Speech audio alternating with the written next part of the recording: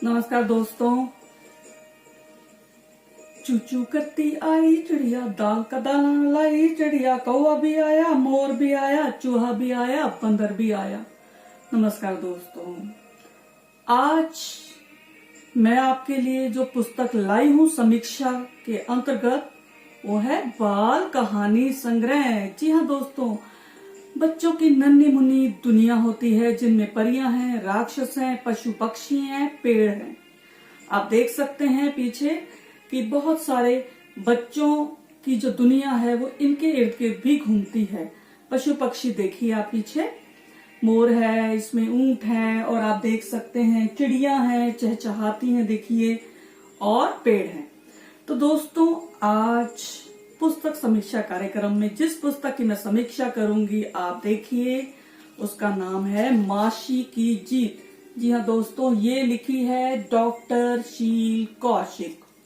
सिरसा की प्रतिष्ठित साहित्यकार हैं शील कौशिक जी। आज मैं लाई हूं उनकी कृति आपके लिए। ये पुस्तक साहित्यकार जयपुर से प्रकाशित हुई है, 2020 में आई है, हार्ड बाउंड में है, और इसका मूल्य है मात्र 200 रुपए, और इसमें पृष्ठ कितने हैं? मात्र 88। और अब मैं शील कौशिक जी की बात करती हूँ तो ये सुप्रतिष्ठित साहित्यकार हैं। इन्होंने MSc LLB MHM यानी होम्योपैथी में किया है इन्होंने, और सेवानिवृत्त जिला मलेरिया अधिकारी रही हैं। ये बड़े बड़े साहित्यिक आयोजन करवाती हैं ये सिरसा में। इनकी 21 मौलिक पुस्तकें, 5 संपादित, 2 अनुदित पुस्तकें आ चुकी हैं। कहानियां, कविताएं, लघु कथा, बाल साहित्य, समीक्षा इनकी विधाएं हैं। इन्हें श्रेष्ठ महिला रचना का सम्मान प्राप्त है हरियाणा साहित्य अकादमी से। बहुत बड़ा नाम है इनका साहित्य जगत में। तो अब मैं पुस्तक के बारे में बात करती हूँ। फ्लैप पर लिखा है गोविंद शर्मा, संगरिया राजस्थान से, और लिखा है डॉक्टर नीरज दहिया जी ने बीकानेर से, सावित्री चौधरी जयपुर से, सुकीर्ति भटनागर पटियाला, घमंडीलाल अग्रवाल गुरुग्राम से। समर्पण इन्होंने किया है बाल साहित्य की प्रतिष्ठित हस्ताक्षर श्रीमती सुकीर्ति भटनागर जी को। और इस पुस्तक की भूमिका लिखी है डॉक्टर दिनेश पाठक शशि जी, मथुरा में रहते हैं। उन्होंने कहा है इसमें कि इस कथा संग्रह के बहाने डॉक्टर शील ने बाल सुलभ जिज्ञासा को शांत करने के अतिरिक्त करुणा, निर्भीकता, ईमानदारी, सद्व्यवहार जैसे जीवन मूल्यों के बीज बोने का कार्य किया है। और अब मैं बात करती हूँ पुस्तक के बारे में, इन 16 कहानियों के बारे में। इस कहानी संग्रह के बहाने हम अपने बचपन की देहरी पर फिर मुड़कर लौटे हैं। हम भी तो ऐसे ही थे। हमें पशु पक्षी, पार्क, फूल, झूले तब भी अच्छे लगते थे और आज भी अच्छे लगते हैं। प्रकृति के नजदीक रहते थे हम। अपने पापा से मैंने भी बहुत कुछ सीखा। पौधों को पानी देना, छत पर कबूतरों के लिए बाजरा रखना, चिड़ियों के लिए बेसन की नमकीन, छोटे छोटे रोटी के टुकड़े करते थे, कुत्तों के लिए बिस्किट डालते थे हम लोग।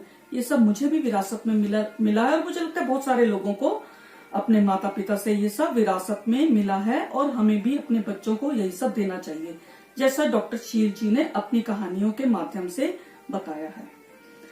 कहानियों में वही सरलता, वही भोलापन, वही जिज्ञासा दिखाई दी मुझे।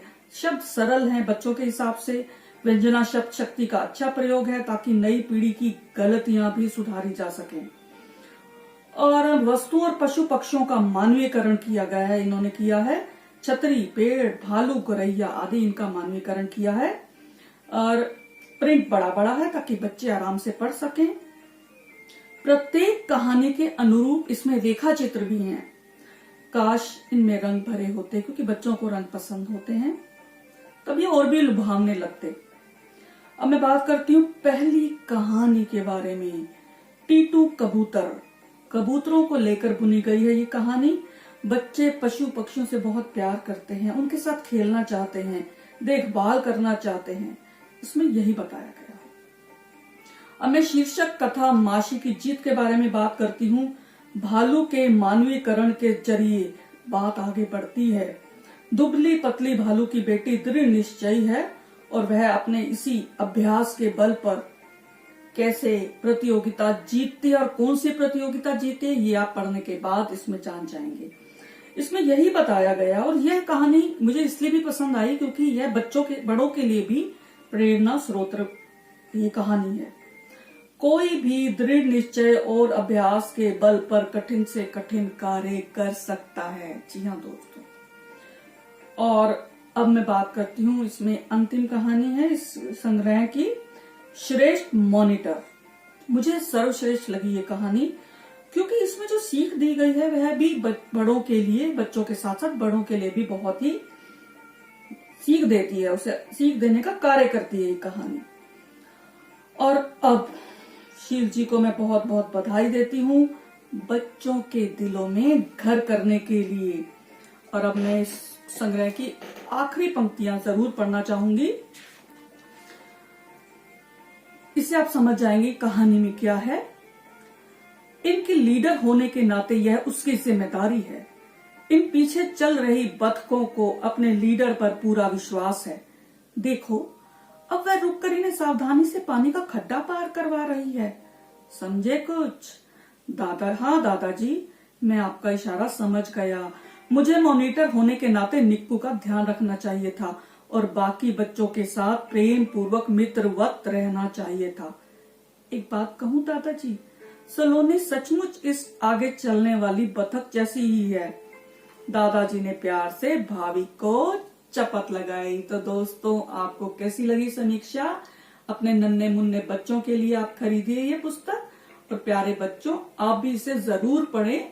माशी की जी। तो धन्यवाद दोस्तों, आप मुझे बताइए आपको ये प्रोग्राम कैसे लगते हैं।